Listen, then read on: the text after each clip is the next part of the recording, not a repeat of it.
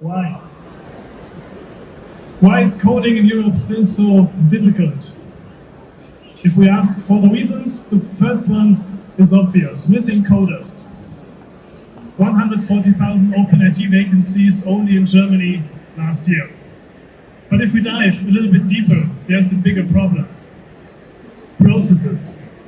If I want to start an IT project with an established company, I create a concept, discuss internally, do mock-ups, go to my IT department, they create a list of specifications, and at the end, the whole thing is outsourced to an IT agency, worst case, with a tender. After 6 months, no one has started to write a single line of code. Perhaps somebody, if we really want to boost digitalization, we don't need metaverse and we don't need blockchain. We need to revolutionize internal processes. Loftwares is made for this.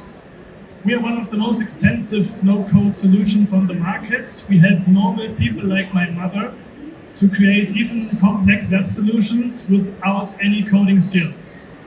By this, we reduce development times from several months to only a few hours.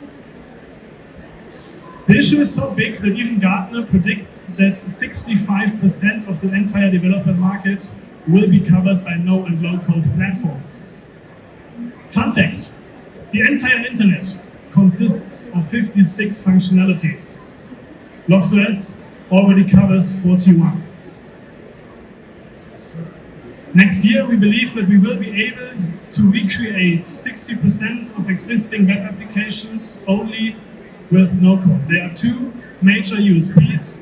First one is we also brought no code to the back end, while most of our competitors only brought it to the front end. And we also have first pilots creating web applications completely automatically using our generative AI. We have at least doubled our revenue in the last 3 years and have a capital efficiency of almost 1. We have big corporates customers like T-Mobile, T-Systems and the Austrian Post, and also have a market share of 40% with German state governments. We are proud of our seed investors. We are 4 founders from one of the leading universities in Germany. We always look for new funding, and at the end, I have only one request for you. If your next IT project is going to last for more than 48 hours, talk to us first. Thank you a lot. Okay, judges. Final starter. Don't be shy. Anyone can start. Happy to start. I mean, you mentioned your own Gen AI layer. Obviously, the biggest challenge a lot of no-code platforms face is the shift to natural language build. Is there still a place for you in that environment to be an interface between the big foundational platforms and the big guys implementing? Where do you see your future there? Yeah, I mean, we see that currently most of the solutions that are like ChatGPT or whatever are creating code for the people. But what does my mother do if ChatGPT gives her the code generated by AI? She don't know what to do with it. So what we really try to be is one of the applications that don't do speech to code, but speech to application. And for speech to application, we see competitors in the market, but not so many competitors as in speech to code. Yeah, I think that's true now. Do you think that's true in 2 years?